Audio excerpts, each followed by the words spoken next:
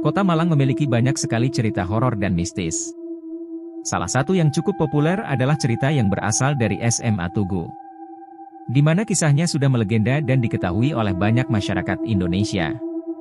Untuk kamu yang belum tahu, cerita horor yang ada di SMA Tugu ini adalah bercak darah yang ada di lantai aulanya. Padahal bercak darah tersebut sudah sering dibersihkan, namun tetap saja muncul terus-menerus. Bahkan saat lantainya diganti, bercak darah tersebut muncul kembali. Oleh karena itu, agar tidak menjadi sebuah masalah lagi, lantai aula diganti dengan ubin kayu yang memiliki warna yang gelap. Katanya, bercak darah yang muncul di lantai aula merupakan darah dari korban pembantaian yang terjadi pada zaman kolonial beratus tahun yang lalu. Cerita horor selanjutnya datang dari cerita yang pernah viral beberapa waktu yang lalu di dunia maya. Kisah tersebut adalah tentang bus hantu jurusan Bekasi Bandung. Di dalam cerita tersebut mengisahkan tentang Hebosto yang naik bus dari Bekasi menuju Bandung pada malam hari. Pada awalnya, ia merasa biasa saja ketika naik ke bus tersebut. Namun lama-lama ia merasa bahwa ada hal yang tidak beres di bus itu. Ia melihat bahwa semua orang yang ada di dalam bus memiliki wajah yang pucat dan ketika itu tiba-tiba tercium bau anyir. Hingga pada akhirnya ia memutuskan untuk merekam suasana yang ada di dalam bus menggunakan smartphone miliknya.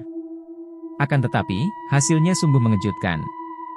Di dalam rekaman tersebut tidak nampak seorang pun yang ada di dalam bus kecuali si pemilik HP tersebut.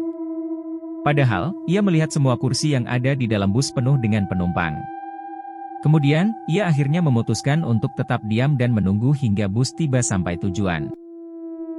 Cerita yang satu ini sempat viral di forum yang bernama Kaskus. Judul dari kisah tersebut adalah Keluarga Tak Kasat Mata. Kisah ini bercerita mengenai seseorang bernama Genta. Usut punya usut, cerita ini bukanlah cerita fiksi, namun berdasarkan dari kisah nyata. Cerita horor ini dialami langsung oleh Genta ketika masih bekerja di sebuah kantor yang ada di sebuah rumah tua di Yogyakarta. Di sini Genta menceritakan banyak kejadian mistis yang ia alami sendiri. Mulai dari bertemu dengan sosok yang tidak menyenangkan, di mana sosok tersebut seringkali mengganggu dirinya dan teman-teman kantornya. Seperti nenek berkerudung, kuntilanak, anak-anak yang berjalan mundur, dan juga hantu sundel bolong yang bernama Siti. Pernah mendengar kisah lubang buaya? Kisah mistis yang satu ini berasal dari salah satu wisata bersejarah yang ada di Jakarta.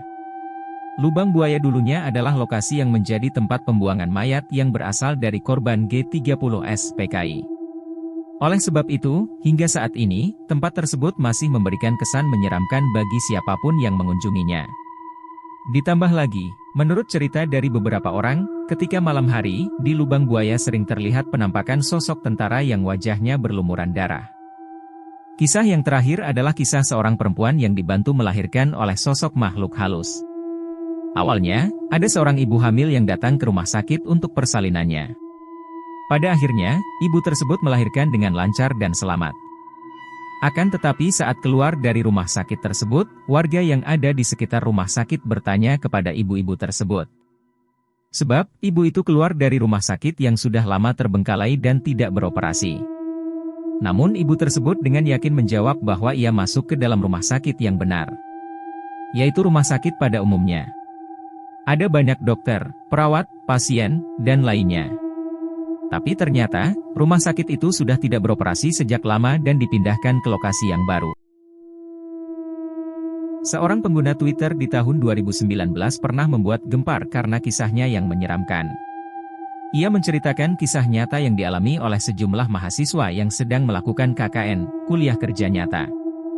Kejadian tersebut terjadi 10 tahun yang lalu di mana 2 orang anggota KKN menghilang secara misterius. Dikisahkan tim KKN tersebut mengambil lokasi Desa Penari sebagai tempat mereka melakukan kegiatan. Di tengah pelaksanaan, mereka mengalami kejadian-kejadian misterius yang tidak bisa dijelaskan oleh akal sehat. Cerita tersebut dipercaya berasal dari daerah Jawa Timur, tepatnya di Kabupaten Bondowoso yang memang terkenal dengan beberapa cerita-cerita yang menyeramkan sampai sekarang. Namun kebenarannya apakah lokasi tersebut adalah Bondowoso masih diperdebatkan hingga saat ini karena banyak disangkal oleh netizen. Cerita mistik menjelang maghrib juga beredar luas di kalangan masyarakat Kabupaten Temanggung, Jawa Tengah. Beberapa waktu lalu pengguna TikTok diramai membicarakan urban legend bernama Lampor. Oleh beberapa masyarakat, Lampor dipercaya sebagai hantu yang membawa keranda terbang yang datang untuk menjemput orang-orang. Sosoknya datang menjelang maghrib, karena itulah masyarakat Temanggung memilih tinggal di dalam rumah daripada beraktivitas di luar. Ketika diculik Lampor, korbannya tidak akan bisa kembali. Meskipun bisa kembali dengan selamat, namun mereka akan menjadi linglung atau gila. Kehadirannya ditandai dengan datangnya angin kencang yang berhembus dari arah selatan. Cerita mistis tentang Lampor beberapa waktu yang lalu sempat diangkat menjadi film dengan dibungkus cerita yang menyeramkan mengenai sosok Lampor. Lampor digambarkan sebagai sosok berbadan besar berwarna hitam dengan keranda yang terbang di belakangnya. Selain sekolah, kampus universitas juga seringkali menyimpan banyak cerita horor di dalamnya. Salah satu yang cukup populer adalah cerita Mbak Yayuk yang ada di Universitas Gadjah Mada. Di universitas tersebut terdapat urban legend yang bernama Mbak Yayuk. Hantu yang satu ini sudah dikenal oleh semua mahasiswa UGM. Sosoknya seringkali terlihat pada malam hari. Anehnya, Mbak Yayuk selalu terlihat oleh siapapun, baik itu CCTV maupun mahasiswa yang masih berada di kampus saat malam hari. Namun, sebenarnya sosok dari hantu ini tidak terlalu menyeramkan. Sebab, ia memiliki penampilan yang biasa saja seperti mahasiswa pada umumnya. Akan tetapi yang membuatnya terlihat menyeramkan adalah tatapan matanya yang kosong dan juga wajahnya yang selalu terlihat pucat. Menurut beberapa sumber, Mbak Yayuk adalah seorang mahasiswa UGM yang mengakhiri hidupnya dengan cara bunuh diri karena judul skripsinya ditolak oleh dosen. Mendaki gunung adalah kegiatan yang menyenangkan, namun apa jadinya jika hal tersebut menjadi cerita yang menyeramkan? Gunung Lawu adalah gunung yang berada di daerah perbatasan antara Karanganyar, Jawa Tengah, dengan Magetan, Jawa Timur, yang banyak dijadikan sebagai objek pendakian. Namun, Gunung Lawu bukan gunung yang biasa sebab banyak pendaki yang menemui kejadian mistis di sana.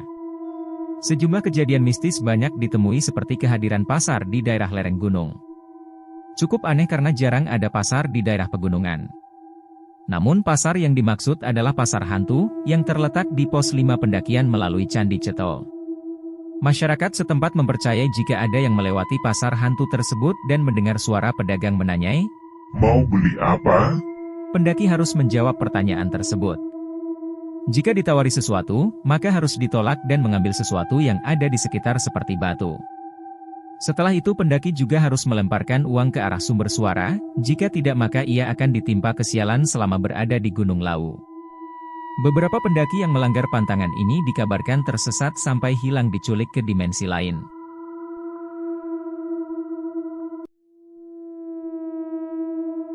Pada tahun 2018 lalu, muncul cerita menyeramkan dari salah satu YouTuber sekaligus penulis kondang Raditya Dika. Di laman YouTube-nya, ia menceritakan sebuah rumah yang berada di Yogyakarta. Rumah tersebut kini disebut sebagai Rumah Eyang. Di mana rumah ini merupakan rumah milik nenek dari teman Raditya Dika yang bernama Mister. Saat menginap di rumah tersebut, Radit mengalami beberapa kejadian menyeramkan. Setelah diceritakan ulang bersama Mister, ternyata masih banyak kejadian horor yang terjadi di rumah tersebut. Mulai dari lemari yang bergerak sendiri. Lalu penampakan sosok setengah badan yang berjalan di belakang rumah. Kemudian ada sosok kuntilanak yang sering duduk di rumah bagian belakang dan masih banyak lagi. Setelah cerita tersebut diangkat, kanal YouTube Raditya Dika ramai dikunjungi warganet. Bahkan sampai ada yang penasaran dengan lokasi rumah Eyang tersebut. Cerita horor Indonesia yang pertama adalah Si Manis Jembatan Ancol. Bagi kamu yang besar di tahun 1990-an, tidak asing mendengar cerita sesosok wanita muda yang ditemukan tewas di kawasan Ancol. Legenda masyarakat Jakarta itu bahkan beberapa kali diangkat menjadi film beberapa waktu lalu dan dibuatkan beberapa serial yang tayang di televisi. Jadi diceritakan ada gadis bernama Maryam yang tinggal bersama ibunya di rumah seorang saudagar kaya. Saudagar tersebut jatuh cinta dengan kecantikan dan kemanisannya, namun Maria menolak dan melarikan diri. Pelarian Maryam sia-sia, karena ia bertemu dengan kawanan preman yang memperkosa dan membunuhnya, lalu jasadnya dibuang di dekat area Ancol, hingga kini sejumlah orang mengaku pernah melihat sosok Maryam menampakkan diri di atas jembatan Ancol. Ia digambarkan sebagai sosok berambut panjang dan kehadirannya dipercaya berkaitan dengan terjadinya sejumlah kecelakaan di daerah tersebut. Terima kasih sudah menonton channel Fastbone. Jangan lupa subscribe, like, dan komen. Bagi teman-teman yang mempunyai cerita horor, silahkan hubungi kami jika ingin berbagi. Terima kasih.